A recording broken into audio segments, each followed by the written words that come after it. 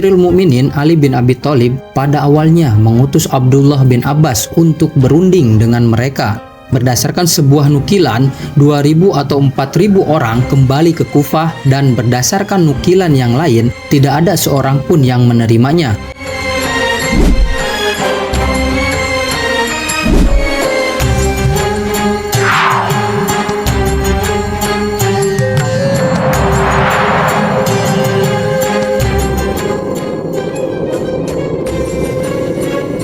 Assalamualaikum, salam sejahtera dan salam sehat untuk kita semua. Amirul Mukminin Ali bin Abi Thalib pada awalnya mengutus Abdullah bin Abbas untuk berunding dengan mereka. Berdasarkan sebuah nukilan, 2.000 atau 4.000 orang kembali ke Kufah, dan berdasarkan nukilan yang lain, tidak ada seorang pun yang menerimanya. Kemudian Ali bin Abi Thalib pergi sendiri ke Harura dan berbincang-bincang dengan mereka. Pada akhirnya, sebagian besar dari mereka termasuk Abdullah bin Kawa Yashkari, Sab'at bin Rabi' dan Yazid bin Qais Arhabi yang merupakan pembesar mereka kembali ke Kufah. Khawarij kembali melakukan perlawanan di Kufah, dan semua orang yang menerima peristiwa arbitrase dan menyebut kafir atas orang-orang yang tidak mengkafirkan Ali bin Abi Thalib.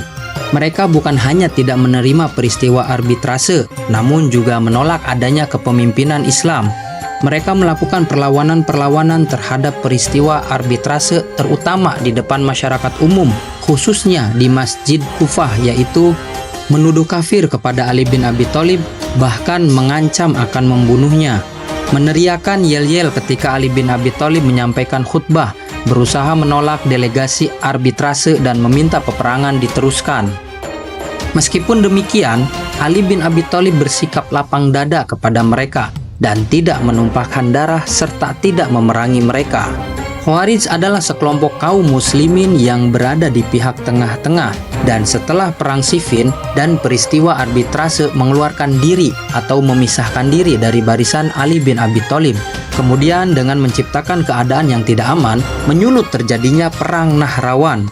Setelah kalah dalam peperangan Nahrawan, orang-orang yang pernah ikut perang Nahrawan berdasarkan hasil pemikirannya sendiri mendirikan pergerakan kemasyarakatan, politik, pertahanan, dan kepercayaan khusus.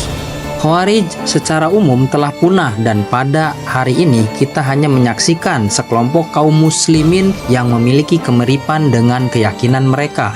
Pemikiran yang berbahaya namun sulit terdeteksi oleh kita di zaman ini. Namun ada beberapa ciri yang sangat khas, dan itu jelas berseberangan dengan cara kita memanusiakan manusia. Sekilas bahwa ajaran dari golongan ini sangat halus untuk masuk dalam pemikiran kita yang pada akhirnya akan merubah arah keyakinan kita. Heterogenitas di zaman ini menjadi hijab kita dalam memilah mana ajaran yang baik dan mana ajaran yang memiliki gen Khawarij. Namun kita bersyukur atas ikhtiar para ulama kita dalam mendakwakan betapa pentingnya perbedaan, etika, dan perdamaian. Karena beberapa hal tersebut membuat sedikit hijab ataupun penghalang terkikis. Sejatinya kita sadar akan nilai-nilai kemanusiaan yang secara alami mampu memilah ajaran kemanusiaan itu sendiri.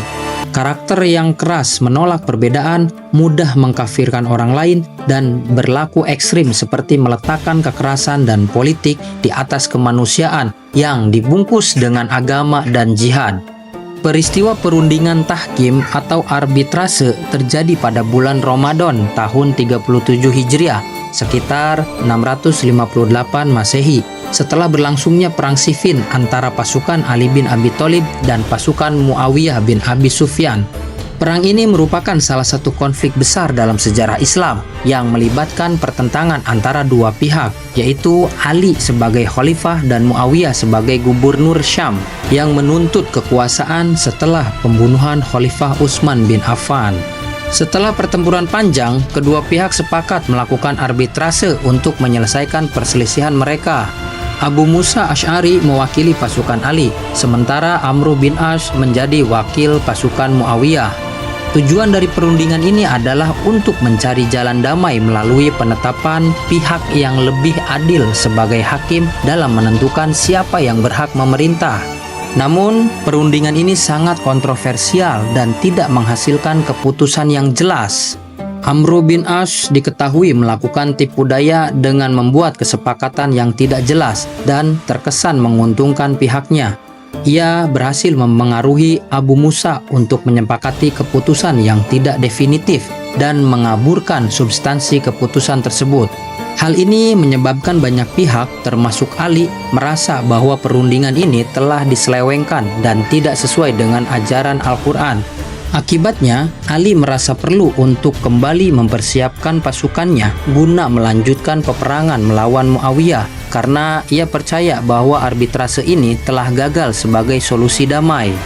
Dan hal ini juga menciptakan ketegangan lebih lanjut antara Ali dan kelompok-kelompok yang sebelumnya terlibat dalam perundingan tersebut. Kelompok Khawarij muncul sebagai salah satu kelompok yang sangat menentang kesepakatan arbitrase tersebut. Mereka adalah sebagian pasukan Ali yang merasa bahwa keputusan arbitrase itu bertentangan dengan prinsip dasar ajaran Islam. Khawarij berpendapat bahwa perundingan dengan menggunakan manusia sebagai hakim telah menyimpang dari hukum Allah, karena menurut mereka hanya Allah yang berhak menentukan hukum yang benar. Setelah peristiwa arbitrase, kelompok Khawarij semakin menentang Ali. Mereka merasa bahwa Ali telah melakukan kesalahan besar dengan menerima keputusan yang tidak berdasarkan Al-Quran. Mereka kemudian mulai bergerak untuk memisahkan diri dari pasukan Ali dan mendesak Ali untuk mengakui kesalahannya dan bertaubat. Jika Ali tidak melakukan hal tersebut, mereka mengancam akan menjauhkan diri darinya dan melawan kepemimpinannya. Khawarij menyebarkan paham bahwa Ali dan siapapun yang setuju dengan arbitrase telah jatuh dalam kesalahan besar. Mereka menuntut agar Ali bin Abi Thalib memerangi Muawiyah tanpa kompromi dan tanpa melibatkan pihak ketiga, karena bagi mereka setiap keputusan yang tidak didasarkan pada hukum Allah adalah keputusan yang salah. Di tengah ketegangan ini, Ali bin Abi Thalib berusaha untuk menanggapi tantangan dari kelompok Khawarij dengan bijaksana. Ali bin Abi Thalib berusaha menghindari konflik terbuka dengan mereka dan berharap mereka bisa kembali ke jalan yang benar. Tetapi Khawarij tidak berhenti menyuarakan perlawanan mereka terhadap Ali dan sesama kaum muslim yang dianggapnya telah berkhianat kepada prinsip-prinsip Islam.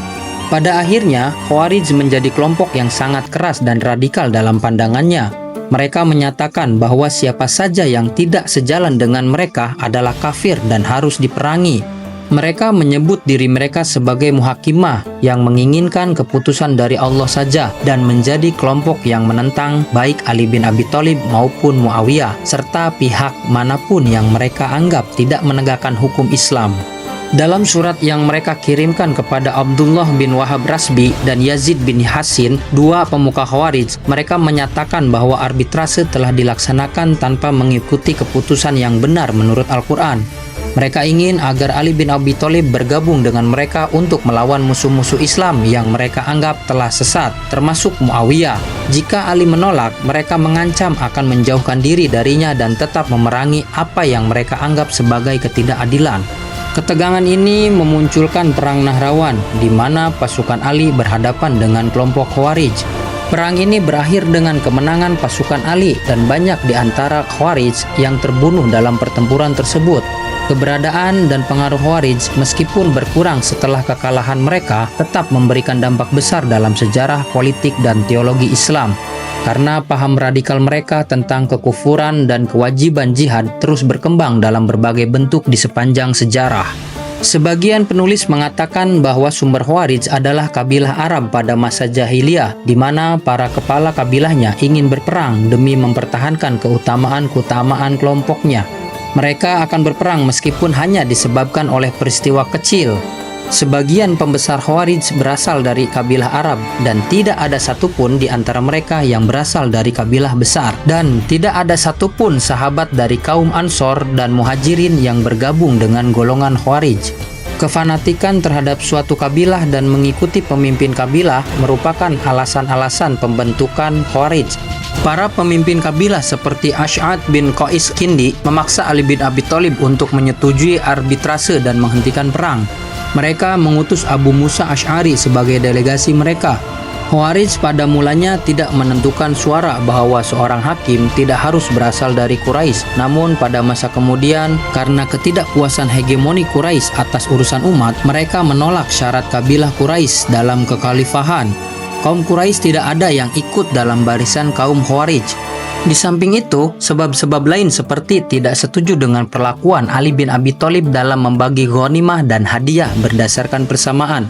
Juga adanya perang di kalangan sendiri, yaitu Perang Jamal dan Siffin, di mana pada peperangan itu kaum muslimin berhadapan antara yang satu dengan yang lainnya. Juga pelarangan Ali bin Abi Thalib untuk mengambil ghanimah dalam Perang Jamal dan juga kritikan Haruriyah merupakan faktor-faktor yang melatar belakangi terbentuknya Khawarij. Para pemimpin kabilah yang melawan kebijakan Utsman pada waktu masa kepemimpinannya yang berjumlah kira-kira 30 orang akhirnya menjadi pemuka Khawarij. Gejolak Khawarij terjadi pada masa Utsman bin Affan, menunjukkan bahwa Khawarij terus tumbuh sejak saat seorang Dzulkhuwaisirah mempertanyakan keadilan Rasul Muhammad SAW dalam membagi rampasan perang. Nama Muhakimah diambil dari semboyan terkenal yang dipegang oleh kelompok Khawarij, yaitu La hukma illa lillah, yang berarti tidak ada keputusan selain keputusan Allah. Semboyan ini mencerminkan pandangan mereka bahwa hanya Allah yang berhak menentukan hukum yang benar dan sah dalam segala perkara, terutama dalam masalah pemerintahan dan kepemimpinan umat Islam. Mereka menolak segala bentuk arbitrase manusia dan berpendapat bahwa peristiwa tahkim, perundingan arbitrase antara Ali dan Muawiyah adalah kesalahan besar karena melibatkan keputusan manusia. Oleh karena itu, Khawarij merasa perlu untuk memperjuangkan penerapan hukum Allah secara penuh dan mereka memerangi siapa saja yang dianggap menyimpang dari prinsip tersebut. Nama Haruriyah merujuk kepada kelompok Khawarij yang memisahkan diri dari pasukan Ali bin Abi Thalib. Setelah peristiwa arbitrase, mereka menetap di Kuryah Harura yang terletak sekitar 2 mil dari kota Kufah. Harura adalah tempat yang menjadi markas awal bagi mereka setelah mereka keluar dari pasukan Ali bin Abi Thalib. Di Harura, mereka mengorganisir diri dan mulai menyebarkan ideologi mereka yang menentang pemerintahan yang tidak berdasarkan hukum Allah. Nama ini menjadi simbol bagi kelompok yang pertama kali memisahkan diri dari pasukan Ali dan kemudian melanjutkan perlawanan terhadapnya. Nama Marikoh atau Markun sering digunakan dalam hadis-hadis dan laporan sejarah sebagai sebutan yang dicela untuk kelompok Khawarij. Kata ini berasal dari bahasa Arab yang berarti orang yang membelot atau orang yang keluar dari ketaatan. Nabi Muhammad SAW sendiri menyebut kelompok ini dengan istilah Marikoh dalam beberapa hadis yang menggambarkan mereka sebagai kelompok yang membelot dari kebenaran dan menentang kepemimpinan yang sah. Kelompok Khawarij sendiri tidak menerima sebutan ini dan merasa bahwa mereka justru sedang memperjuangkan kebenaran dan keadilan dengan cara yang sesuai dengan ajaran Islam. Meskipun demikian, nama ini menunjukkan pandangan negatif terhadap mereka dalam sejarah Islam, mengingat sikap mereka yang radikal dan sering kali bertindak dengan kekerasan. Nama Syurah dipilih oleh Khawarij sendiri dan memiliki makna yang positif bagi mereka. Dalam bahasa Arab, Syurah berarti orang-orang yang menyerahkan jiwa mereka di jalan Allah. Nama ini diambil dari ayat-ayat Al-Quran seperti dalam surat Al-Baqarah ayat 207 dan surat At-Taubah ayat 111 yang menggambarkan orang-orang yang berjuang di jalan Allah dan mempersembahkan hidup mereka untuk mendapatkan surga. Kelompok Khawarij melihat diri mereka sebagai pejuang yang setia dalam menegakkan ketaatan kepada Allah dan berusaha menegakkan keadilan dengan cara mereka sendiri.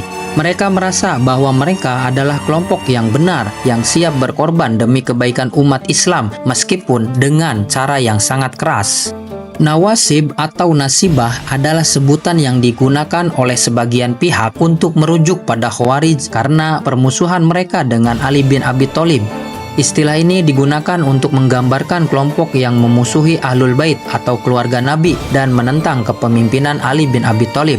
Khawarij menganggap Ali sebagai kafir karena ia terlibat dalam peristiwa arbitrase dan mereka menilai bahwa Ali telah keluar dari jalan yang benar.